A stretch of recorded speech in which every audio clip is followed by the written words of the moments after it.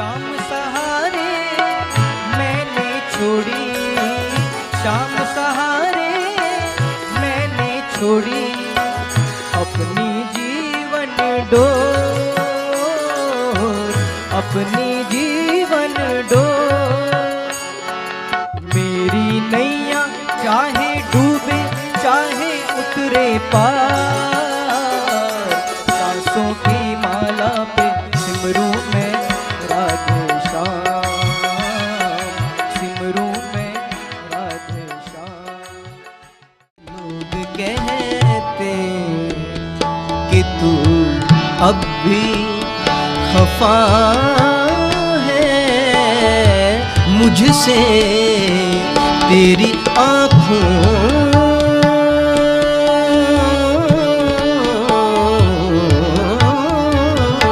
तेरी आँखों ने तो। नमस्ते भारत, आप सभी दर्शकों का संवाद के आज के पॉडकास्ट में पुनः स्वागत है। आज हमारे साथ हैं विपुल रोहेला जी, एक युवा गजल गायक।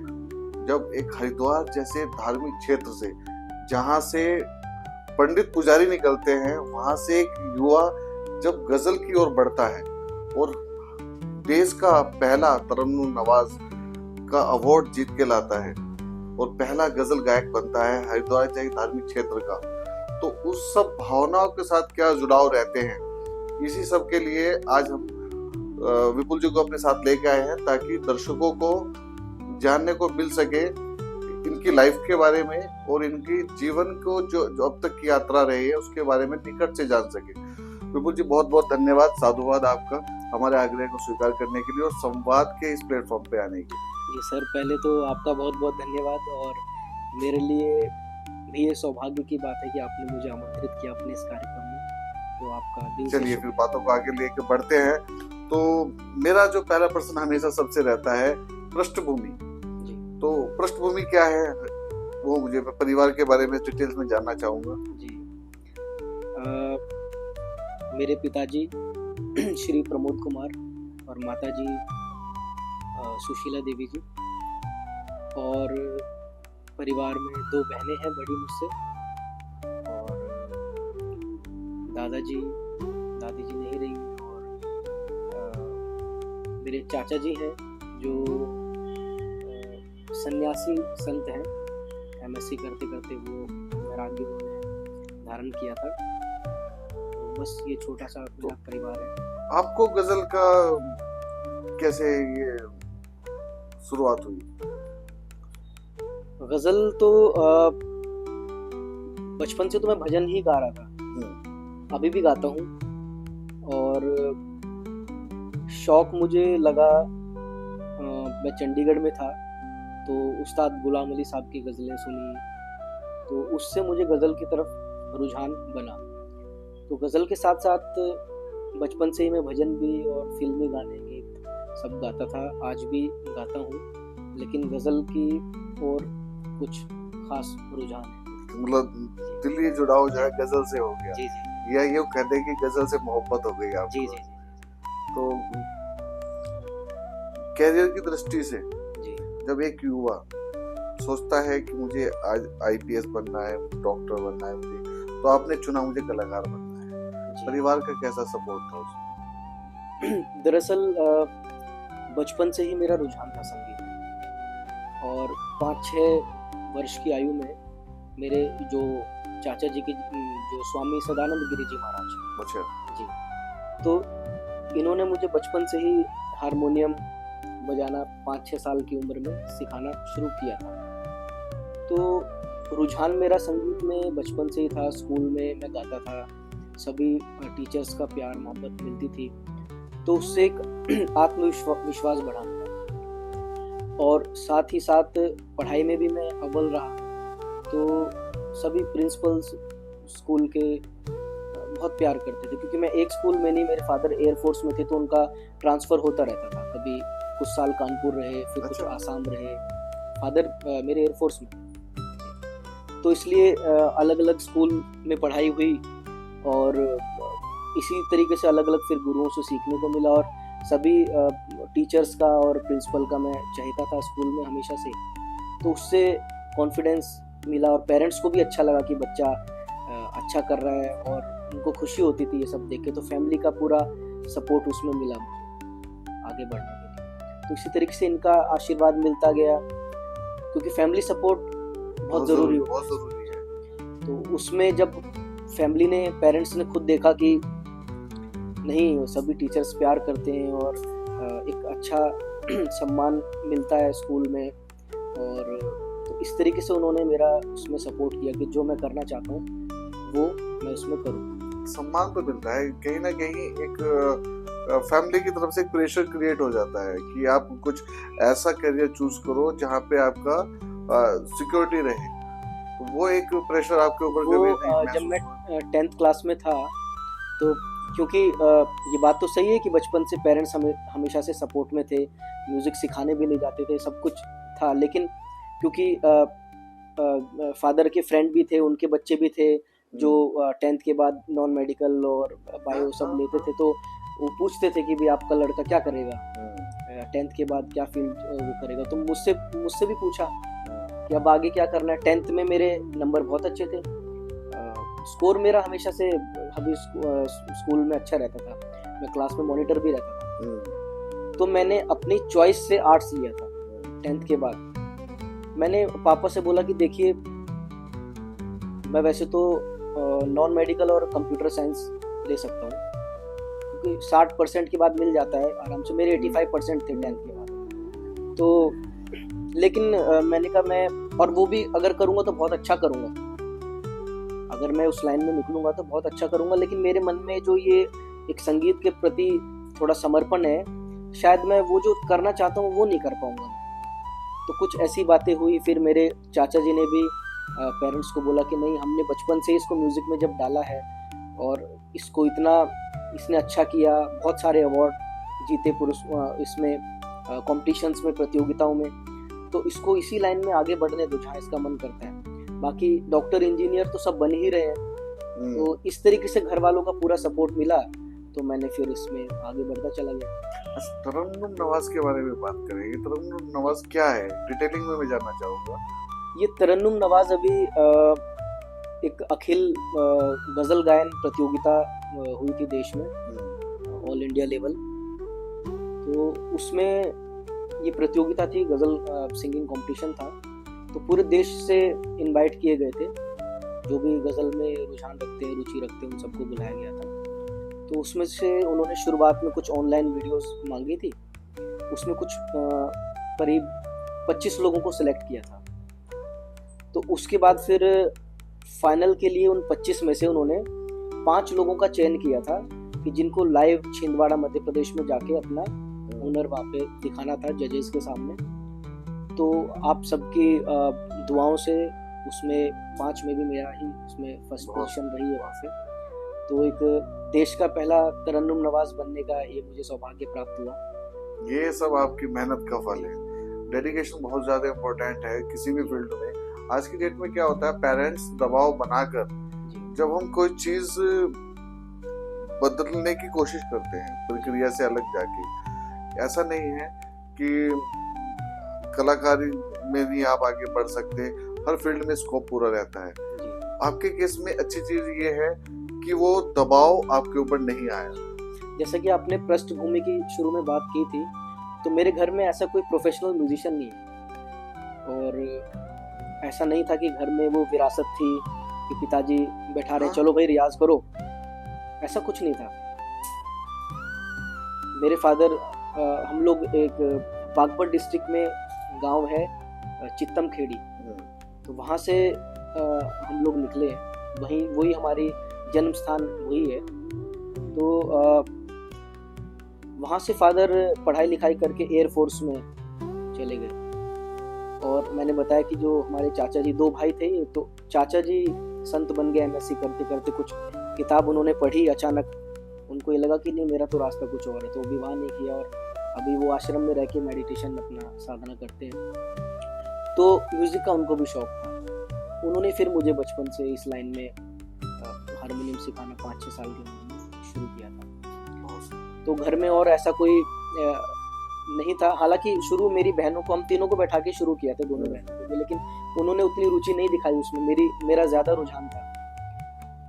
और कुछ पूर्व जन्म के भी संस्कार होते हैं मेरे, मतलब घर में ऐसा बताते हैं कि जब मैं 6 दिन का था तो जैसे रेडियो बजाते थे मेरे पास में, तो मैं पैर हिलाने लगता था ऐसे, और जैसी रेडियो बंद तो मेरे पैर भी हिलने बंद हो जाते थे। तो ये बताती है मेरी बुआ वगैरह। तो कुछ था बचपन से ही उस मतलब आकर्षण था संगीत के चीजें। तो पृष्ठभूमि में ऐसा कोई मेरे घर में कोई म्यूजिशियन, हाँ शौक रखते हैं, सुनने का शौक सभी को है और पास बैठ के सुनते हैं, लेकिन कोई ऐसे प्रोफेशनल सिंगर या कोई ऐसा उस्ताद घर में कोई घराना ऐसा चला रहा है, ऐसा कुछ नहीं। हमने तो बाहर ही सब जगह दूसरे जगह जाके प्रोग्राम किए हैं। हाँ, शिक्षा। तो कहाँ प्रोग्राम रहे हैं हमारे? प्रोग्राम्स तो मैंने, तो पृष्ठभूमि की बात हो गई, जी, बाकी कहाँ आपने प्रोग्राम किए हैं? प्रोग्राम जैसे मैंने आपको बताया कि जिस भी क्षेत्र में हम लोग रहे हैं, जैसे चंडीगढ़ रहे हैं तो उसके आसपास के क्षेत्रों में, और जैसे हरिद्वार में तो यहाँ रुड़की, ऋषिकेश, देहरादून और दिल्ली, यूपी, ये एरिया में इसमें ज़्यादा प्रोग्राम हुए। बाकी जैसे हमारा जो नॉर्थ का है, उस्ताद कौन कौन रहे हैं आपके? हाँ उस्ताद, ये विषय, उस्ताद इम्पोर्टेंट है। जी जी जी, ये विषय ऐसा है कि जिसको मैं चाहता हूँ कि थोड़ा सा समय लेके मैं इसको आपको हाँ, बताऊं। डिटेलिंग में खूब समय खूब है हमारे पास, जी जी जी, क्योंकि ये संवाद ही है, ये समय का ही संवाद है। आप तो आराम से डिटेल्स में ही बताइएगा। देखिए मेरे जो संगीत के पहले गुरु हैं वो मेरे चाचा जी, स्वामी श्री सदानंद गिरी जी महाराज। उनसे ही इस लाइन में मैं आया हूँ। बचपन में उन्होंने ही मुझे भजन कीर्तन सब सिखाना शुरू किया। उसके बाद स्कूल में जो भी म्यूजिक टीचर्स रहे हमारे, मेरी पढ़ाई केवी की है, तो फर्स्ट से लेकर 12th तक मैं केंद्रीय विद्यालय में पढ़ा हूँ। तो जो भी म्यूजिक टीचर्स, उसमें कानपुर में काकोली मुखर्जी मैम थी तो हम लोग, मैं उनके पास जाता था, वहाँ बैठ के सीखता था स्कूल में। उसके बाद फादर का ट्रांसफ़र, जैसा कि मैंने बताया, वो एयरफोर्स में थे। सबसे पहली जो पोस्टिंग थी उनकी नासिक में थी, जैसलमेर। मैं छोटा था उस टाइम पे। उसके बाद नासिक हुई थी। नासिक के बाद कानपुर में गए थे, जहाँ पे ये काकोली मुखर्जी मैम से मैंने सीखा। और कानपुर में ही फिर श्री धर्मेश कोठारी जी और भावेश कोठारी जी, इन गुरुओं के पास मैंने संगीत की शिक्षा ली। और मेरी जो बुनियादी जो बेस था वो यहाँ से ही शुरू हुआ। और स्टार म्यूज़िक कोचिंग के नाम से ये अपना सेंटर वहाँ पे चलाते थे। अभी ये शिफ्ट हो गए हैं वडोदरा में। वडोदरा में बहुत बड़े लेवल पे बहुत अच्छे स्टूडेंट्स इनसे सीखते हैं। तो इनसे सीखा। फिर फादर का ट्रांसफ़र दिनजन में हो गया, जो एक तिनसुकिया आसाम में, उसके पास। तो वहाँ पे केवी में रूमी गोस्वामी मैम हैं, अभी रिटायर हो गए। तो फिर वहाँ पे उनसे मैंने क्लासिकल सीखा। और साथ ही वहाँ पे दिवाकर भट्टाचार्य बीजू सर थे, उनसे भी मैंने म्यूज़िक सीखा। उन्होंने मुझे किशोर कुमार साहब के और कुछ बंगाली सॉन्ग्स तैयार कराए। वो बंगाली सॉन्ग्स, हाँ बंगाली सॉन्ग्स जी। तो वो किशोर कुमार को और कुमार शानू जी को, इनको बहुत सुनते थे। तो ये मुझे उन्होंने उनके साथ रहा। एक तो बंगाली सॉन्ग की कुछ लाइनें जहन में है क्या? हाँ, जैसे उन्होंने मुझे ये सिखाया था, तो मैं 2 लाइन सुना देता हूँ।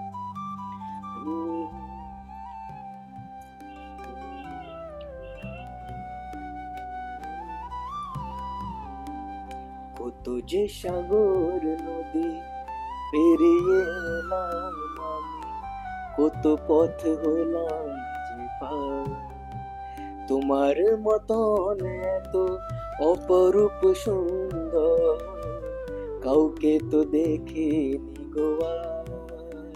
প্রিয় তোমার মনে রেখো অনুপমা, মনে রেখো কত যে সাগর। तो ये उन्होंने मुझे और भी बहुत सारे बंगाली देखिए, अभी कला का ये एक रिश्ता है। मैं आपको बताऊं, बंगाली मुझे बिल्कुल भी नहीं आती है और बंगाली मुझे समझ में भी नहीं आती है। पर जो कला है ना वो शब्दों से परे है। जी जी बहुत सारे बंगाली सॉन्ग ऐसे हैं जो आप जब सुनने बैठते हैं ना तो वो आपको अपने साथ बांध लेते हैं। जी तो इसलिए मैंने आपको बोला, क्योंकि बंगाली सॉन्ग में जो मिठास है ना वो अलग ही लेवल की है। तो और भी इसी तरीके से बहुत सारी चीज़ें उन्होंने तैयार कराई थी। और अभी कुछ समय पहले मुझे इस चीज़ का बहुत दुख है कि वो हमको छोड़ के चले गए। बीजू सर मेरे दिल के बहुत करीब थे और मेरी हमेशा उनसे फ़ोन पे बातचीत होती थी। और बात ऐसी होती थी कि कभी भी 11 बजे 12 बजे रात में वो फ़ोन लगा लेते थे। मैं हमारे बीच में स्टूडेंट और मतलब एक टीचर तो हम, वो रिश्ता तो था ही, लेकिन उसके साथ साथ फ्रेंड जैसा भी रिश्ता वो मुझसे रखते थे। और एज भी उनकी इतनी नहीं थी, लेकिन अनफॉर्चुनेटली कि कुछ परिस्थितियाँ ऐसी हुई कि वो हमको छोड़ के चले गए। मुझे बहुत उस चीज़ का दुख हुआ और आज भी मुझे उस चीज़ का बहुत दुख है, क्योंकि उनके साथ बहुत अच्छा समय गुजारा है। आसाम में मैंने, छोटा था, 7th 8th क्लास में था, और तब से लेके आज तक उनके साथ रिलेशन बना हुआ था। तो खैर उनके परिवार से आज भी मेरा रिश्ता है और बहुत अच्छे संबंध है, घर जैसे संबंध। तो आसाम में रूमी गोस्वामी मैम और बीजू सर से मैंने सीखा। उसके बाद फादर का ट्रांसफ़र हो गया चंडीगढ़। तो चंडीगढ़ में केवी में मधुबाला मैम थी, तो उनसे मैंने सीखा। और उनके मार्गदर्शन में मैंने ऑल ओवर इंडिया जो केवी है, केंद्रीय विद्यालय, वहाँ पे ये सिंगिंग कंपटीशन में नेशनल में फर्स्ट प्राइज़ मैंने लिया। उसमें सोशल साइंस एग्जीबिशन होता है हमारे केंद्रीय विद्यालय में। उसमें एक सोलो सिंगिंग का भी पार्ट था। तो उसमें पहले क्लस्टर लेवल में मैं फर्स्ट आया, फिर रीजनल लेवल में फर्स्ट आया, फिर national, means all over India में जितने भी केवी हैं उसमें मैं फर्स्ट हुआ था। तो ये सब मधुबाला मैम के मार्गदर्शन में मैंने किया था। और वहीं एक पंचकुला में संजीव चौहान सर थे, उनसे भी मैंने सीखा उस समय। और उनके पास रह के फिर मैंने संगीत विशारद की प्राचीन कला केंद्र से। उसके बाद मुझे मिले गुरु ग्वालियर घराने के पंडित अनिल कुमार जी। तो जो मेरी बेसिक, मैं कहूँगा कि जो मुझे रूट्स जो क्लासिकल की मिली, तो वो मुझे इनसे ही मिली, जो एक क्लासिकल का मेरा बेस बना। नहीं तो मुझे 3 ताल में भी समझ नहीं आता था। सब ऐसा लगता था कि सब एक ही है, धा दिन दिन दा, धा दिन दिन दा, धा दिन दिन दा, धा दिन दिन दा।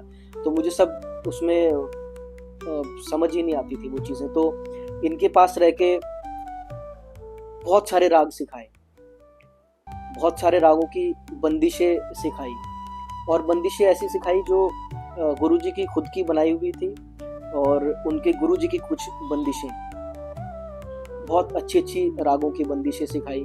राग में चलना सिखाया कि राग का विस्तार कैसे करना है, और ताने लेनी खुद से, कोई रटी रटाई ताने नहीं, बोलते थे नहीं रट के मत करो ताने, अपने अंदर से वो तान बना के लाओ, उसको बनाओ, उसका रियाज करो, सरगम, तान, बंदिशें, बोल आलाप करना।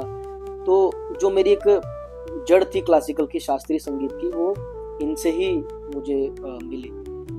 तो इनका बहुत बड़ा योगदान है मेरे इसमें से एक प्रश्न मेरे में, एक जिज्ञासा है मेरे मन में जो आई, जो शब्द आपने इस्तेमाल किए, तान, बंदिशें, ये सब चीजें, आज का यूथ क्या उससे कनेक्ट हो पाता है?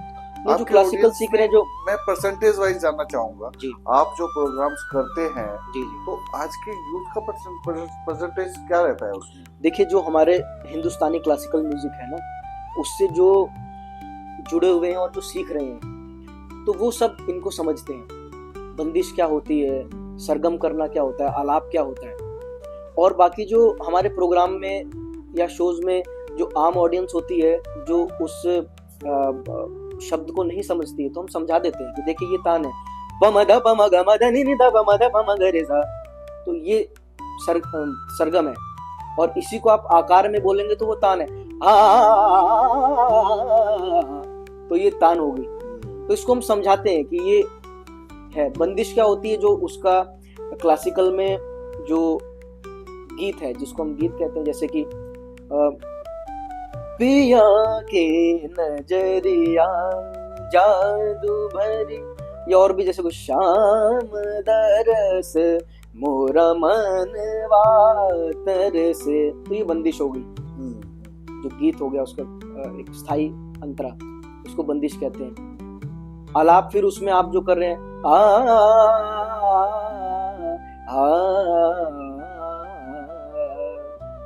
बोल आलाप क्या हुआ कि बंदिश के बोल को लेके शाम दरस मोरा मन, तो ये जो आप बंदिश के बोलों को लेके बढ़ा रहे हैं ये बोल आलाप हो गया। तो वैसे तो जो शास्त्रीय संगीत सीख रहे हैं वो सब जानते हैं इन बातों को, लेकिन जो आम पब्लिक नहीं समझती उनको हम आज समझाते का हैं। जो रील्स वाला युवा है, आज का जो फुहरता भरा जो म्यूजिक है, जी। वो हमारे शास्त्रीय संगीतों को और इन सब धरोहर को कितना नुकसान पहुंचा रहा है? नहीं देखिए, नुकसान तो मैं नहीं कहूँगा, कुछ फायदे भी हैं। और हाँ देखिए, हर चीज़ का दो पहलू होते हैं, उसके कुछ फायदे भी होते हैं और कुछ नुकसान भी। गजल की कितनी विधाएं होती है? गजल में देखिए, गजल में अंदाज है। पहले मैं उस क्वेश्चन का आप पूरा कर देता हूँ जो गुरु वाला आपने पूछा था, उसके बाद फिर मैं आपके इस क्वेश्चन पे आता हूँ। मैंने बताया कि चंडीगढ़ में मैं उनके सानिध्य में, जिन्होंने मुझे क्लासिकल का पूरा ये रूट्स मुझे मिली है, और उनका बहुत बड़ा इसमें योगदान मेरे करियर में रहा है, उनको मैं बहुत मानता हूँ। उसके बाद मैं हरिद्वार आया। फादर हरिद्वार कौन से साल में आया? हरिद्वार हम आए थे 2012 में। 12। जी।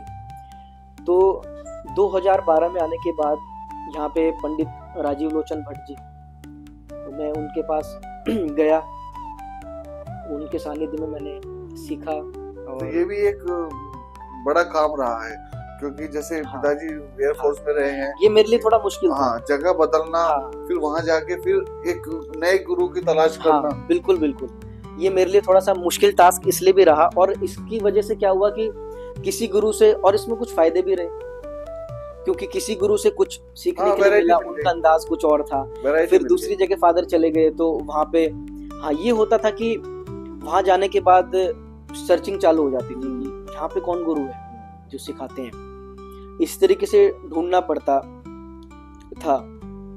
तो इसमें थोड़ा सा मुश्किल तो होता है, लेकिन इसमें इसका फायदा ये भी हुआ कि मुझे अलग अलग गुरुओं से गुरु से सीखने मिला, तो वैरायटी बन गई। जी। क्योंकि अक्सर क्या होता है कि एक ही गुरु के पास आप सीख रहे हैं शुरू से लेके, तो उसमें बहुत सारी चीजें आसान हो जाती हैं, लेकिन बार बार आपने 2-3 साल भी सेट हो जाता है, हाँ। जो उनका पैटर्न है वही आपको जी मिलेगा। जी, वो अब आपने 2-3 साल सीखा, फिर ना चाहते हुए भी आपको जाना ही है, हाँ, तो वहां पे जाके फिर ढूंढना है। ये तो आपके लिए मतलब अच्छा भी था। हाँ, अच्छा भी रहा, और कुछ इसमें बुराई भी कुछ हो सकती है, लेकिन बुराई की जगह मुझे अच्छाई ज्यादा इसमें लगी, बिल्कुल। क्योंकि मुझे अलग अलग चीजें क्योंकि सभी गुरु तो कनेक्टेड है ना। ऐसा तो नहीं कि मैंने अगर कानपुर से मैं आसाम चला गया तो उसके बाद फिर उनसे कोई मेरा संबंध नहीं रहा। आज भी मैं, जो मेरे गुरु हैं धर्मेश कोठारी जी, भावेश कोठारी जी बड़ोदरा चले गए, उनसे मेरी फोन पे बात होती है। मेरे चंडीगढ़ वाले गुरु जी हैं अनिल कुमार जी, उनसे मेरी बातचीत होती है, अभी भी सीखता रहता हूँ, तो सभी से संबंध है। फिर मैं इधर हरिद्वार आया तो यहाँ पे पंडित राजीव लोचन भट्ट जी, असल में यहाँ पे भी जो आपने ये ढूंढने की बात बोली, तो मैं अपने चाचा जी को लेके स्वामी सदानंद गिरी जी महाराज बोलो चलो अभी हरिद्वार में भी तलाश करते हैं तुम्हारे लिए गुरु की। तो ऐसे ढूंढते ढूंढते ये बाबा लोकनाथ जो एक नहर के किनारे उनकी दुकान है इसकी म्यूजिकल इंस्ट्रूमेंट्स की, तो इनके पास चले गए पूछने के लिए कि ये सीखना चाहते हैं। तो बोले कि अच्छा कहाँ से आए हो? बोले चंडीगढ़ से आए हैं। अच्छा, तो बोला अच्छा कुछ सुनाओगे? तो हाँ, मैंने बोला सुनाऊंगा। तो हारमोनियम खोल दी मेरे सामने, और भी कुछ लोग 4-5 लोग बैठे हुए थे वहाँ पे। तो मैंने कोई गज़ल सुनाई गुलाम अली साहब की। तो वो पहले बोले सुन के कि भैया तुम्हें तो कुछ सिखाने वाला है नहीं हरिद्वार में। तो बोले कि बाकी मैं एक नंबर देता हूँ आपको, तो उनसे बात करके देख लो, बाकी आपके लेवल का मुझे नहीं लग रहा कि आपको कुछ सिखाने वाला यहाँ पे है, ऐसा उन्होंने बोला। तो फिर उन्होंने मुझे नंबर दिया सुनील मुखर्जी सर का। तो मैंने कॉल किया और पूछा, वो उसमें थे रामकिशन मिशन जो हॉस्पिटल है, आकाशवाणी के कलाकार हैं। तो मैं उनके पास गया चाचा जी को लेके, तो वहाँ पे भी वही सेम हुआ कि बोले कुछ सुनाओगे। तो मुझे याद है कि शायद राग शिवरंजनी में मैंने कुछ सुनाया था उनके हारमोनियम पे ही। तो वो बोले कि अरे वाह, कह रहे ऐसा है कि अब मैं तुमको अपने भी गुरु के पास लेके चलता हूँ। तो हाँ, तो बोले कि आओ मेरे साथ चलो। उन्होंने तभी अपना स्कूटर स्टार्ट किया और हम लोग उनके पीछे पीछे, और हमें तो मालूम नहीं था, और वो सीधा लेके हमको भट्ट सर के घर पे पहुंच गए। तो मैं वहां गया तो मुखर्जी सर ने बोला कि ये बच्चा आया सीखने के लिए, देखो जरा सुनो। तो मैंने बोला कि कुछ सुनाओ। तो मैंने गजल गाई, तो गुलाम अली साहब की अपनी तस्वीर को आंखों से लगाता क्या है, एक नजर मेरी तरफ भी तेरा जाता क्या है। तो ये मैंने गजल सुनाई गुरुजी को। तो वो बोले कि भाई ये तो गजल तुमने इतनी मुश्किल गाई है कि ये तो जब गुलाम अली साहब ने गाई थी तो उसके बाद लोगों ने दांतों तले उंगली दबा ली थी, ये इतनी मुश्किल गजल तुमने गाई है इस एज में। और वहाँ पे और भी बहुत सारे लोग सीख रहे थे वहाँ पे गुरुजी से उस टाइम पे। तो बोले कि ये इन लोग को बहुत गजल वजल का शौक है सीखने का, इनको सिखाना शुरू कर दो सबको। मैं बोला जी मैं तो सीखने के लिए आया था। कह रहे नहीं सीखो भी, और इनको बहुत शौक है, इनको सिखाना भी शुरू कर दो। तो इस तरीके से फिर वो मेरे पास सीखने के लिए भी आने लगे, और मैं मेरी जिज्ञासा देख के कि नहीं मैं सीखना चाहता हूँ, तो कुछ राग मैंने सीखे। और उनका सबसे बड़ा ये रहा पंडित राजीव लोचन भट्ट जी का कि गायकी के साथ साथ और भी जो जीवन की परेशानियां हैं वो बहुत अच्छे से मतलब एज ए गार्जियन समझाते थे, किसी भी चीज़ को लेके, जॉब को लेके या और उस चीज़ को है। तो मतलब जीवन के और भी जो मतलब पक्ष है हमारे, उसको बहुत अच्छे से हमें समझा के चिंता मुक्त कर देते थे। तो उनके साथ एक अलग जुड़ाव है। उसके बाद क्योंकि मेरा रुझान गज़ल की तरफ ज़्यादा था, बचपन से ही था, तो मुझे ये था तलाश था कि कोई गज़ल का कुछ ऐसा जो मुझे ये बात सिखा दें गज़ल का, क्योंकि मैं गज़ल गाता था, लेकिन क्योंकि जैसे मैं नुसरत फ़तेह अली खान साहब को सुनता था या और भी अच्छे आर्टिस्ट को सुनता था, तो मैं अपने अंदाज से कुछ उनका मिला लिया, कुछ मतलब प्रॉपर उसमें कुछ सरगम कर दी, कुछ सूफी स्टाइल कर दिया उसका, या कुछ और मिला दिया। प्रॉपर जो एक गज़ल का होना चाहिए वो नहीं था। तो मुझे ये चीज़ थी कि गुलाम अली साहब ने हरकत ली है या ये बात कैसे है, तो ये मुझे कौन सिखाएगा। ये गज़ल का जो एक प्रारूप होना चाहिए, एक जो अंदाज है, वो मुझे सीखने का बहुत था। तो ईश्वर की कृपा से फिर जो अनुराग शर्मा गुरुजी, इनका सानिध्य मुझे प्राप्त हुआ। ये भी ईश्वर की कुछ ऐसी कृपा थी कि मुझे, क्योंकि इच्छा थी गज़ल की, और कुछ ऐसा अपने आप की सिचुएशन बनी।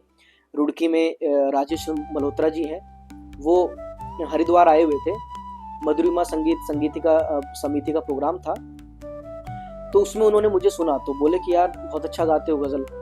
और मेरा उनके दोस्त हैं वो अनुराग शर्मा जी, बोले मेरे दोस्त हैं और तुम उनसे सीखो गज़ल, और वो मुंबई में है। तो मैंने बोला अच्छा। तो उन्होंने मुझे सुनवाई कुछ रिकॉर्डिंग, उनका ये तो बहुत ही अच्छा है, इनका गज़ल गायकी का वो है। कह रहे मेरा जिगरी दोस्त है बचपन का, हम लोग लंगोटिया यार है। मैंने कहा तो आप इनसे मिलवाइए मुझे। एक प्रोग्राम भी आपने हाल फिलहाल कुछ समय पहले यहाँ पे उनका जी बहुत बढ़िया भव्य प्रोग्राम हो रहा है जी, उसके बारे में भी बात करेंगे। आप अपनी बात पूरी करिए फिर। इसीलिए आपको बीच में बोल दिया ताकि हम उससे भटक ना जाए, वो भी हमें बात करनी है। जी। तो मुझे बताया कि ये फिर मैंने उनका सब सुना गाना, और फिर इन्होंने जगजीत सिंह जी के साथ स्टेज शेयर की हुई, पंकज उदास साहब के साथ स्टेज शेयर की, जलोटा जी के साथ, हरिहरन साहब। मतलब मुंबई में कोई भी ऐसा प्रतिष्ठित कलाकार गज़ल की दुनिया का नहीं है संगीत से जुड़ा हुआ जो इनको ना सुना हो बैठ के सामने से, और सिर्फ सुनना ही नहीं, बड़ा इज्जत और सम्मान के साथ सुनना। सुरेश वाडेकर साहब। तो फिर ये हुआ कि इनका दिवाली, ये मुंबई थे 20 साल से, तो इनका दिवाली पे आना होता था, रुड़की के रहने वाले हैं, ठीक है। तो रुड़की आ रहे थे, तब राजेश मल्होत्रा जी ने मुझे फ़ोन किया कि वो आ रहे हैं और तुम मिलना चाहो तो मैंने पहली बैठक अपने घर पे रखवाई थी, और उनकी उदारता ऐसी कि वो घर पे आ भी गए, बहुत सुंदर, कि चलिए ठीक है महफिल होगी। तो उसी दौरान फिर मैं उनके मैंने सामने से सुना क्योंकि रिकॉर्डिंग सिर्फ गुलाम अली साहब की, मेहदी हसन साहब की, जगजीत जी की सिर्फ सुनी थी, सामने से उस लेवल का कलाकार गजल का नहीं सुना था। तो जब सुना तो मुझे लगा कि मुझे तो यही चाहिए था। मैं एकदम पैरों में उधर पड़ गया कि जी मुझे ये अंदाज सीखना है। उसके बाद फिर ये मुंबई चले गए थे, मैं दिल्ली उस टाइम पे एमए कर रहा था। वहाँ से फिर मैं इनके पास मुंबई पहुँच गया कि मुझे तो शागिर्द आप बना लो करिए। बस। हाँ बिल्कुल बिल्कुल। तो वहाँ फिर मेरी रस्म हुई शागिर्दी की, गंडा बांधा मुझे। तो इस तरीके से सारी चीज़ें हुई। और फिर जो ये गज़ल का अंदाज की अल्फाज की अदायगी और गज़ल में कि कंपोजिशन कैसे हो उसकी, है ना, कि शब्द भी ख़राब ना हो जाए, गज़ल के शब्दों की डिलीवरी कैसी होनी चाहिए और गज़ल में कितना गाना है, कैसे गाना है, ये सारी चीज़ें मुझे सीखने के लिए आज भी मिल रही है। मीन्स गज़ल का एक पूरा जो एक स्ट्रक्चर होना चाहिए, ऐसा नहीं कि उसमें अपने हिसाब से कुछ भी घुसा दिया, कहीं सरगम कर लिया, कुछ भी कर दिया। क्या अंदाज उसका होना चाहिए, कैसे भाव आएगा। तो ये सारी चीज़ें कि कितनी चीज़ें एक्स्ट्रा हो रही हैं, एक्स्ट्रा को काटो, कट टू कट हो, फिक्स हो, असर हो उसमें, ये सारी चीज़ें सीखने के लिए मिली। और अपार्ट फ्रॉम दिस जो मैंने फिर उस्ताद मेहदी हसन साहब को सुना, उस्ताद गुलाम अली साहब को सुना, जगजीत जी को सुना, रिकॉर्डिंग्स उनकी लूप पे लगा के, तो उनसे भी बहुत कुछ सीखने के लिए मिलता है। उनको उनकी रिकॉर्डिंग सुन सुन के मेहदी हसन साहब की कोई गज़लें हैं, कैसे गाई है, उसको 50-50 बार 100-100 बार सुन के क्या अंदाज है, उसको तैयार करना उसको। गुलाम अली साहब का कैसे है, और भी अच्छे अच्छे आर्टिस्ट, हुसैन बख्श गुल्लो साहब और मधुरानी जी, तो सभी की रिकॉर्डिंग सुन के उसको तैयार करना। तो ये सब गुरु हैं, जहाँ से भी हम सीख रहे हैं, सभी गुरु हैं। अब इस बीच में आपने जो वो मुझे क्वेश्चन पूछा था, इसके अलावा बीच में जो मैंने एमए करी है दिल्ली यूनिवर्सिटी में, वहाँ पे जो भी मेरे प्रोफेसर सभी रहे हैं, सभी अलग अलग घराने के, उनसे बंदिशें सीखी, क्लासिकल सीखा, तो उन सब का योगदान उसमें रहा है। अब आपने जो गज़ल गायकी का पूछा था कि जो इसके क्या एक क्वेश्चन किया था, कितने प्रकार होते हैं इसके? हाँ, तो इसके प्रकार की बात तो नहीं है, लेकिन गज़ल गायकी के अंदाज हुए, और वो भी हुए कलाकारों की वजह से कि वो कलाकार इतने बड़े हो गए, उन्होंने वो मकाम हासिल किया, तो एक वो धारा चल गई कि यार गज़ल ऐसी हो। इसका कोई फिक्स नहीं था। जैसे पहले जो गज़ल है वो सिर्फ मुशायरों में पढ़ी जाती थी, है ना, तहत में पढ़ी जाती थी, उसको गायकी में नहीं थी। उसके बाद फिर बड़े बड़े सिंगर जैसे बेगम अख्तर साहिबा, है ना, उन्होंने गाया, एक मुकाम पे उसको पहुंचाया गज़ल गायकी को आम पब्लिक तक। उनकी बहुत सारी अहम मोहब्बत तेरे अंजाम पे रोना आया और बहुत सी गज़लें उन्होंने ऐसे से गाई। उसके बाद उस्ताद बरकत अली खान साहब, उन्होंने गज़ल गाई और लोगों ने सुनी। लेकिन इसके बाद जब मेहदी हसन साहब आए, तो मेहदी हसन साहब ने जो एक राग को पकड़ के और जो अपना एक अलग एक तरीका दिया गाने का, तो लोगों ने उस चीज को ये कहा कि गज़ल ऐसी ही हो, क्योंकि राग की शुद्धता, जिस राग में गज़ल उन्होंने कंपोज की, उस राग से बाहर नहीं गए, उसमें रहते हुए ही गज़ल को उन्होंने फैलाया। तो उनका जो अंदाज हुआ, तो वो एक प्रकार बन गया, यार मेहदी हसन साहब के स्टाइल में गज़ल गा रहा है, क्योंकि वो इतने बड़े उन्होंने समुद्र खड़ा कर दिया कि उसके इतनी सारी कंपोजिशन, इतनी सारी गज़लें, और ये तरीका जो उन्होंने गाने का दिया राग में बंध के, और जैसे हम क्लासिकल में ख्याल गायकी करते हैं, उसी तरीके से गज़ल में गज़ल के बोलों को लेके बढ़त करना और एक ही गज़ल को ऐसे डूब के गाना, तो वो मतलब उसको ऐसी जगह लेके चले गए कि उनके इतने फॉलोअर्स पूरे मतलब दुनिया में बन गए। तो वो एक प्रकार बना। जैसे बेगम अख्तर साहिबा जो गा रही थी, वो एक प्रकार बना। उस टाइम पे कुछ और तरीका था, बीच में ताल रोक के अंतरे के बाद फिर शुरू, अंतरे से पहले फिर लग्गी के बाद फिर शुरू कर देना, तो वो एक उनका तरीका था। उसके बाद फिर मेहदी हसन साहब आए, इन्होंने अपना एक अलग तरीका दिया। उसके बाद फिर गुलाम अली साहब, उन्होंने क्या किया कि गज़ल में पटियाला अंक की छोटी छोटी मुर्कियाँ, बातें, सरगम, है ना, और लयकारी, कुछ कुछ ताल के साथ खेलना, ये सब। फिर जब वो आए तो वो उन्होंने एक अलग ही रूप, क्योंकि राग में भी थी लेकिन उसमें बीच बीच में उनके गाने में एक सरप्राइजिंग एलिमेंट होता था कि अरे ये क्या हुआ, अरे ये सुर भी लगा दिया इसमें। जैसे कोई भी राग जिसमें वो सुर नहीं लग रहा है उसको उतने तरीके से लगा के आ गए तो सरप्राइज हो जाते थे कि यार इसमें ये रंग भी हो सकता है, भैरवी में शिवरंजनी दिखा दिया, ये दरबारी में ये दिखा दिया।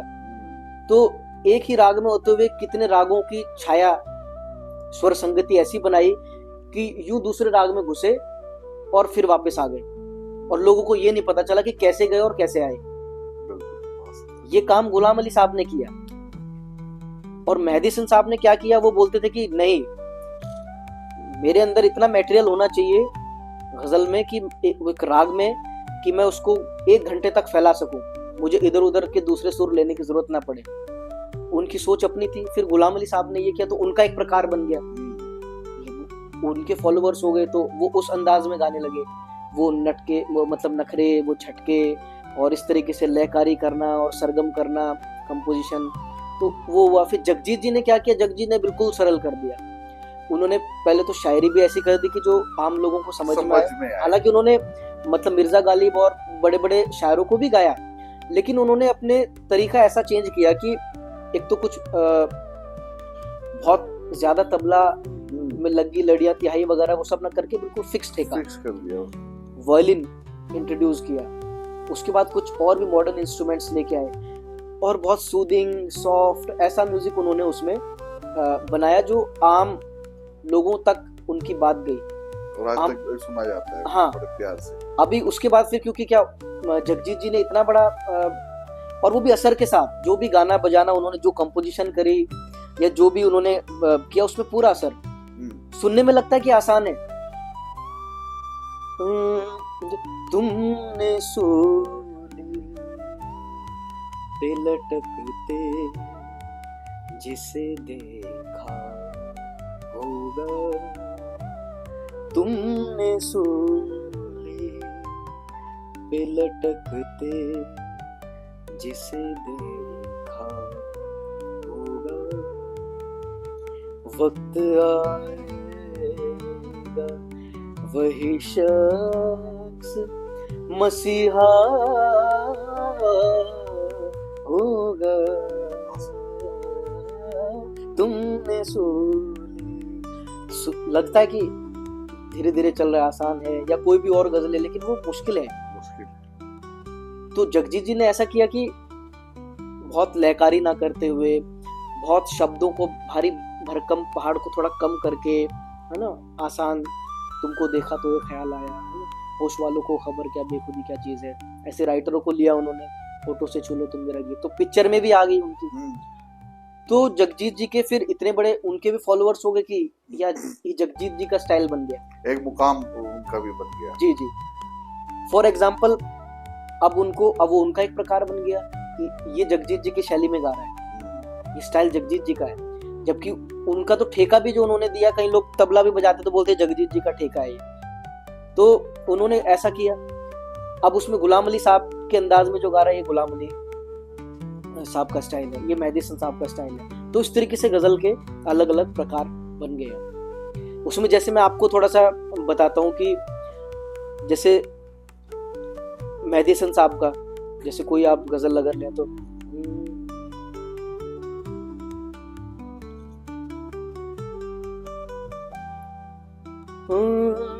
मेरी तरह सरे महफिल उदास था वो भी मेरी तरह सरे महफिल उदास था वो भी, किसी ने हाल जो पूछा, किसी ने हाल जो पूछा, जो पूछा जो पूछा किसी ने हाल, जो पूछा तो रो दिया, वो भी मेरी तरह। अब उनका जो इसको विस्तार करने का तरीका होगा वो ऐसी उसी सुरों को लेके, मेरी तरह, मेरी तरह, मेरी तरह, उसमें कोई इधर उधर का ज्यादा मिलावट नहीं, उसी शुद्ध में रह के नया नया नया नया नया नया नया। तो ये अंदाज मेहदी हसन साहब का। अब जैसे गुलाम अली साहब का क्या हो, जैसे एक अजनबी झोंके ने जब पूछा मेरे गम का सबब, तो ये जो मुर्कियां आ रही है, एक अजनबी झोंके ने जब पूछा मेरे गम का सबब, तो ये अंदाज उनका जो मुर्कियां लेना और ये करना, उसमें राग से कहीं बाहर भी एक अजनबी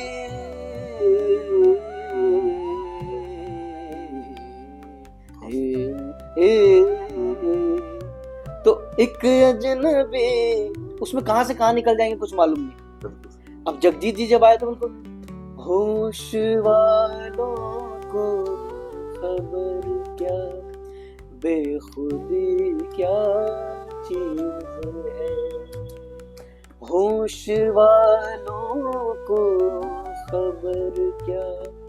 अब वो ये नहीं करते थे होश वालों, ये सब कुछ नहीं करते थे, वो सिर्फ सिंपल शायरी की डिलीवरी होनी चाहिए।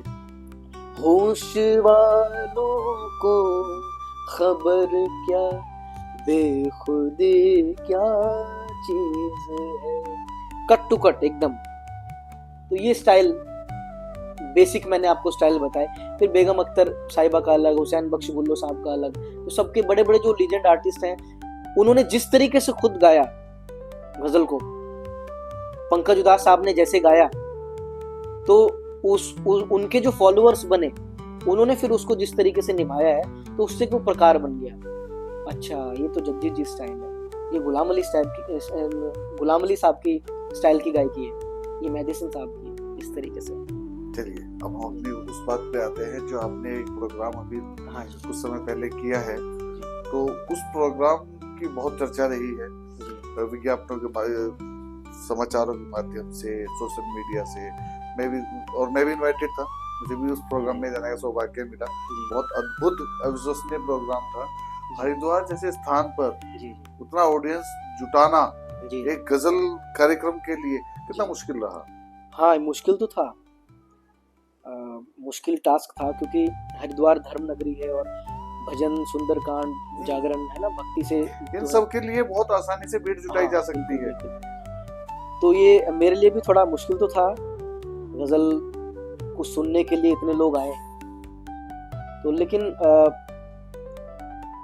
मुझे मालूम पड़ा कि अच्छे लोग हैं। तो कहीं ना कहीं ये प्रोग्राम आपके जहन में कॉन्फिडेंस एक्चुअली ये हमारे एक बीहाइव इवेंट्स जो देहरादून में है, हमारी गुरुमा है, तो उनके द्वारा ही इस कॉन्सेप्ट को रखा गया था कि हरिद्वार में गजल का। ये बीहाइव इवेंट्स क्या है? ये बीहाइव इवेंट्स जो हमारी गुरुमा है, उनकी ही ये एक इवेंट की वो है, एक संस्था है, और इसी में ही वो ये कॉन्सर्ट ऑर्गेनाइज किया गया था। मेरे पास जो जिम्मेदारी थी वो ऑडियंस की थी, बाकी सारा अरेंजमेंट उनका था। मुझे सिर्फ ये था कि हरिद्वार में सुनने वाले लोग आने चाहिए। तो फिर तो एक और भी दबाव बन जाता है। जी, दो तरफ के दबाव हो गया। जो आपके उस्ताद आ रहे हैं, हाँ, ऑडियंस नहीं होगी तो फिर तो कुछ सबसे पहले तो ये था कि मेरे गुरुजी हैं और लोग आए सुनने के लिए, है ना, ऐसा ना हो जाए कि। और एक चीज मैं आपको बता दूंगा, ये बहुत चीज मैं आपको बताने जा रहा हूँ कि कुछ हरिद्वार के समाज सेवी जो उस प्रोग्राम में रहे हैं, आपके प्रोग्राम के बाद भी उनके स्टेटस पे और उनकी वॉल्स पे और उनके ट्विटर पे, इन पे मैंने काफी सारे छोटे छोटे क्लिपिंग्स प्रोग्राम के देखे हैं, अरे मतलब लिटरली वो लोग उस प्रोग्राम को एंजॉय कर रहे थे। रिस्पॉन्स बहुत अच्छा रहा लोगों का। और सबसे बड़ी बात ये थी कि जैसे इस तरीके के प्रोग्राम होते हैं तो लोग शुरू में आते हैं, लेकिन जैसे ही प्रोग्राम शुरू होता है तो आधे घंटे 1 घंटे के में हाँ, वो भीड़ छट जाती है। छट जाती लास्ट में 10 15 20 लोग बैठ के सुनते हैं, लेकिन इस कार्यक्रम में हमने देखा कि लास्ट तक लोगों ने बहुत एंजॉय किया। बिल्कुल, मैं लास्ट तक मैं भी काफी टिका रहा जी और बहुत अच्छा। और हरिद्वार के लिए एक गजल के कार्यक्रम में इतनी ऑडियंस का होना वाकई अद्भुत और काबिल तारीफ था। इसके लिए आपको मतलब शुभकामनाएं और बहुत बहुत बधाइयाँ। क्योंकि मैं जब मेरे पास इनविटेशन आया था तो मेरा प्रश्न सबसे पहले यही था कि यार ऑडियंस कहाँ से आएंगे, क्योंकि हरिद्वार एक धर्म नगरी है और जैसे आपने बोला कि सुंदरकांड और ये भजन कीर्तन के लिए तो आराम से ऑडियंस मिल जाती है। तो इसमें ये थोड़ा सा मुश्किल था, लेकिन हमने पर्सनली सबको जो भी म्यूजिशियंस थे उनको जोड़ा उसमें, चाहे जो आर्टिस्ट हैं म्यूजिक प्ले करते हैं उन सबको हमने जोड़ा उसमें। उसके बाद फिर जो यहाँ के गुरुजन हैं संगीत के उनको, कुछ अच्छे स्टूडेंट्स को, तो ये सब इसमें समय लगा लेकिन ये हो गया। और उससे हमें ये भी मालूम पड़ा कि नहीं, अच्छे लोग हैं सुनने वाले सब जगह, गज़ल भी, क्लासिकल भी, भजन भी, हर तरीके की ऑडियंस है। सिर्फ हमें थोड़ा सा काम करना पड़ता है, बिल्कुल मेहनत तो करनी पड़ती है और करते हैं तो उसका रिजल्ट जरूर मिलता है। चलिए, आपने ये सब चीजें बातें हो गई, पृष्ठभूमि हो गई, एक जीवन का खास पहलू जिसके बारे में हमने बात ही नहीं की। तो आपका अभी वैवाहिक जीवन, शादी आपकी हो गई? हाँ, शादी मेरी हो गई है। बहुत सुंदर। तो आपकी तो धर्मपत्नी तो आपसे रूठती नहीं होंगी कभी, क्योंकि रूठती होंगी तो आप गजल की 2-4 लाइनें छोड़ देते होंगे। जी। वो भी म्यूजिशियन है तो वो भी वहाँ से 2 लाइन सुना देती है। अरे बहुत सुंदर। तो कभी कभी हमारी लड़ाई तानों में भी हो जाती है। वो वहाँ से भी ऐसे भी हो जाती है लड़ाई। तो म्यूजिशियन होने का ये फायदा होता है। उस लड़ाई को समझ भी नहीं पाएगा। जी। रियाज चल रहा है। तो ऐसा भी पड़ोस में क्या होता है ना, जब तो लड़ाई होती है तो पड़ोसी सुनते हैं, आपके यहाँ तो कुछ समझ ही नहीं सकता, सोचेंगे यार ये रियाज चल रहा है और लड़ाई वड़ाई हो गया, सेटलमेंट हो गया भाई, सब ठीक हो। बहुत अद्भुत, बहुत सुंदर। तो अभी इस प्रोग्राम ने आपको कॉन्फिडेंस तो दे दिया कि हरिद्वार में ऐसा नहीं है, और मुझे भी कॉन्फिडेंस दे दिया। जी। और इसके अलावा जैसे आज और उसमें उसके बाद काफी लोगों ने ये मुझे कमेंट्स आए कि इस तरीके का, मतलब बहुत सालों में हमने इस लेवल का गजल का कॉन्सर्ट यहाँ पे नहीं सुना हरिद्वार में, कि कोई गजल आर्टिस्ट आए हो गाने के लिए और इस लेवल की भीड़ हो और इस तरीके से लोगों ने सुना हो। तो बोले हमने तो कोई ऑडिटोरियम में ऐसा प्रोग्राम देखा नहीं। मतलब लिटरली आप बिल्कुल सही बोल रहे हो। मैं हरिद्वार में कम से कम कुछ तो अभी 25-26 साल से हूँ और स्टिल मैंने भी कोई ऐसा गजल का कार्यक्रम हरिद्वार में नहीं देखा था और इतना सक्सेसफुल नहीं देखा। जी।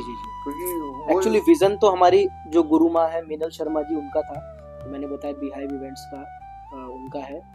तो ये सब कुछ उससे पहले देहरादून में भी कराया था उन्होंने। तो ये था कि हरिद्वार में एक अच्छा प्रोग्राम गुरु जी का होना चाहिए। तो हमने बस ये था कि अच्छे से अच्छी ऑडियंस मतलब लेके आनी थी और उसमें हम लोग कामयाब हुए। आप सब बहुत बढ़िया प्रोग्राम रहा आपका। और मैं आपको बताते चलूं कि अपनी एक संस्था है हमारी एनजीओ सत्या फाउंडेशन के माध्यम से, क्योंकि गजल गायकी और इन सब में मैं खुद रखता हूँ इंटरेस्ट और मेरा इंटरेस्ट भी है, तो कभी ना कभी हम भी एक प्रोग्राम सत्या फाउंडेशन के माध्यम से, मुझे भी कॉन्फिडेंस आ गया है, ऑडियंस है हरिद्वार में, क्योंकि प्रोग्राम कराना बड़ी बात नहीं है, उसके टेस्ट, क्योंकि एक जिम्मेदारी बन जाती है प्रोग्राम कराने वालों के ऊपर कि जो सामने बैठा है उसको अगर आप ऑडियंस नहीं दे पाए तो फिर सब काम खराब हो जाता है। तो कभी ना कभी एक प्रोग्राम हम मिला जुला रखेंगे, क्योंकि दिल से जुड़ाव है गजल गायकी से और ये हमारी विरासत है और हमारा ही दायित्व है कि हम अपनी विरासत को संभाल के रखें। बस मैं एक चीज आपसे जानना चाहूंगा अपने ऑडियंस के लिए, युवा के लिए, जो कहीं ना कहीं या उनके पेरेंट्स के लिए भी एक मैसेज। कई बार क्या, जो हमने स्टार्टिंग में बात की, प्रतिभा को दबा दिया जाता है, क्योंकि जैसे नॉर्मली हम बात करते हैं गजल तो अच्छी गाते हो, काम क्या करते हो, ये एक क्वेश्चन है। आज अब हम 21 सेंचुरी नहीं, में मुझसे भी हैं। मेरे फादर से पूछते थे, हम्म, बोले नहीं गाना गाता है वो और करता क्या पढ़ाई लिखाई भी करता है और कुछ क्या करता है। हाँ। तो वो चीज फेस तो करनी पड़ती है। देखिए, हाँ, बच्चों तो को। क्योंकि क्या हो गया, जैसे जैसे मतलब एज ए पोएट कवियों का क्या होता था, आज की डेट में कवि अच्छा कमाते हैं, जी, सिंगर अच्छा कमाते हैं, कलाकार अच्छा कमाते हैं आज की डेट में। बट एक समय वो था कि ये कवि हैं, चलो कवि तो हैं, काम क्या करते हो, अरे भाई मतलब कवि हैं तो वो तो ठीक है, सुन लिया भाई कवि हैं। तो ये चीज तो कुमार विश्वास ने फेस की है जी, और उनके इंटरव्यूज में कई बार हुआ है कि भैया ऐसा होता भी था। पर अभी परिस्थितियां भिन्न हैं। जी। आज अगर कोई बच्चा किसी कला में जाना चाहता है तो उसके पेरेंट्स के लिए आपका क्या मैसेज है? देखिए मीन्स ये है कि टैलेंट अगर है ना, तो उसको सपोर्ट तो करना चाहिए और बच्चे का भी मन क्या है उसको देखना चाहिए, क्योंकि देखिए खुश रहना बहुत जरूरी है। अगर हम कुछ कम भी कमा रहे हैं ना, लेकिन हम हमारा दिल खुश है तो वो बहुत जरूरी है। जब मन का करते हैं ना, हाँ, तो जब उसमें ज्यादा एफर्ट्स भी नहीं लगाने पड़ते और वो चीजें बहुत आसानी से बहुत अच्छे हो जाती है। क्योंकि हमारी सोल सेटिस्फाई होनी बहुत जरूरी है। अगर हमारी आत्मा ही खुश नहीं, अब हम बैंक में बैठे हैं, हमें मालूम हो तो गाना था, मन हमारा कहीं और है, हमारा जहन कहीं और है, तो ठीक है हम वो काम भी हम हो सकता है उतने अच्छे से ना कर पाए। अगर हमें कोई ऐसी पोस्ट मिल जाए जिसमें हमारी रुचि नहीं है, सिर्फ हमने एक नौकरी के लिए हमने वो कर लिया, तो हम ना तो वहाँ पे अपना 100% दे पाएंगे और यहाँ से भी छूट जाएंगे। ये आपकी बात से मुझे वो वाकया याद आ गया, महेंद्र सिंह धोनी जी की पिक्चर वाला, कि अगर वो टिकट कलेक्टर ही बन के रह जाता तो भारत देश एक सफल कप्तान महेंद्र सिंह धोनी उसको खो देता। तो कहीं ना कहीं और इसमें एक चीज और भी है कि हाँ ये बात सही है, लेकिन इसके साथ साथ कि अगर देखिए म्यूजिक में ऐसा नहीं है कि हर सब्जेक्ट में स्कोप है। पेरेंट्स को ये लगता है कि म्यूजिक में क्या करेगा, मतलब ज्यादा से ज्यादा गाना गा लेगा या शो कर लेगा, है ना, कभी शो मिले या ना मिले। लेकिन मैं बताना चाहता हूँ कि इसमें फील्ड बहुत है म्यूजिक में, सिर्फ गाना ही नहीं है। देखिए अगर जो बच्चा म्यूजिक में उसका दिल लगता है और वो चाहता है कि नहीं मुझे मतलब म्यूजिक में ही आगे इस लाइन में जाना है,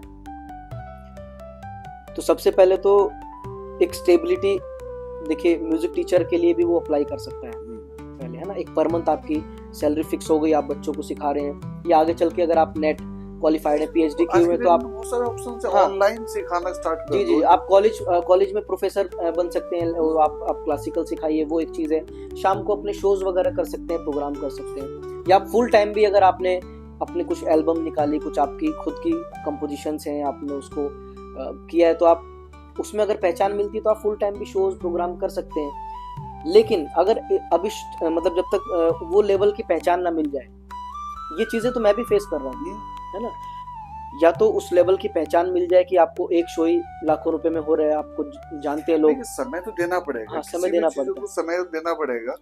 और नहीं तो फील्ड बहुत है। देखिए आप म्यूजिक टीचिंग में जा सकते हैं, आप कोचिंग, प्राइवेट कोचिंग अपने घर पे भी कर सकते हैं, और म्यूजिक कंपोजर बन सकते हैं आप। कुछ अगर आपका गला नहीं साथ देता है तो आप कंपोजिशंस कर सकते हैं, आप लिख सकते हैं, आप म्यूजिक प्रोड्यूस कर सकते हैं, स्टूडियो बना सकते हैं, उसमें आप ट्रैक बना सकते हैं, लोगों को रिकॉर्ड कर सकते हैं, है ना, साउंड इंजीनियरिंग में जा सकते हैं, उसमें बहुत सारे फील्ड बहुत हैं, शोज कर सकते हैं, बहुत बहुत बहुत उसमें वास्ट है। ऐसा नहीं है कि सिर्फ एक ही है गाना गाना, सिर्फ गाना गाना नहीं होता है, उसमें बहुत सारी चीजें हैं। बहुत बढ़िया। तो अगर वो कैरियर भी इसको लेना चाहते हैं तो चीजें बहुत सारी हैं उसमें भी करने के लिए। ये है मन का करो तो अच्छा है, हाँ, और मन का करो तो फिर मन से होता भी है, मन से होता है और अच्छा होता है। और मैंने जैसा कि पहले भी आपको बताया कि अगर हम कुछ पैसे कम भी मिले ना, लेकिन हमारा दिल खुश है, तो वो बहुत जरूरी है। बहुत आपने देखा होगा कि बहुत बड़े बड़े मकानों में लोग रह रहे हैं और बहुत पैसा है, लेकिन खुश नहीं, नींद की गोली लेके सोना पड़ता है। और आप देखिए किसी झोपड़ी में कुछ लोग रह रहे हैं पूरे परिवार के साथ और रूखी रोटी खा रहे हैं, लेकिन उनसे पूछते हैं तो बोलते हैं बहुत मौज है, बहुत आनंद में है। तो वो सिर्फ वो खुश हैं, अपनी परिस्थितियों के साथ। अब उससे याद आया मुझे, जो आपकी बड़े घरों वाली बात से एक मुझे आशुतोष राणा जी की एक बात याद आ गई। तो वो मैं मतलब जोड़ देता हूँ इसमें। अच्छी बात है कि जैसे एक व्यक्ति है ना 4000 स्क्वायर फीट के मकान में रहता है जी तो वो ये बोलते हैं कि मैं 4000 स्क्वायर फीट के मकान में रहता हूँ, मैं तो 450 स्क्वायर फीट में रहता हूँ, बाकी में तो मेरा अहंकार है। नॉर्मली बड़े घरों में ना हम जहाँ रहते हैं तो वो चीज है कि आप जहाँ हो वहां पे कितने सेटिस्फाई हो और वहां पे कितने हो आप, ये बहुत इम्पोर्टेंट है। आपका मन है एक कलाकार बनने का, आप इंजीनियर डॉक्टर बन जाओ, पर इंजीनियर डॉक्टर बन के क्या 100% दे पाओगे, वो इम्पोर्टेंट है। जी सही बात है कि आप उसी फील्ड में जाइए। आप जबरदस्ती कोई सिर्फ इसलिए कि हमें कुछ तो करना ही है, तो पेरेंट्स बच्चे का रुझान देखें कि अगर इसका मन है और ये अच्छा कर रहा है तो उसको साथ साथ में सिखाएं भी, किसी अच्छे गुरु के पास ले जाके, है ना। मेरे फादर ने बहुत सेक्रीफाइस किया है मेरे लिए। मैं आपको बताता हूँ कि एयरफोर्स की ड्यूटी करके पीटी परेड सब कुछ करके घर आना, रेस्ट करने का, सोने का भी मन करता था, लेकिन मुझे क्लास कराने के लिए 14 किलोमीटर दूर लेके जाते थे। आए हैं फिर लेके जा रहे हैं, फिर वापस लेके आ रहे हैं, फिर वहाँ बैठे हुए नींद, मैं सीख रहा हूँ, उनको नींद आ रही है। तो ये सेक्रीफाइस है उनका मेरे लिए। इस तरीके से जगह जगह पर उन्होंने ले जाके मुझे सिखाया है।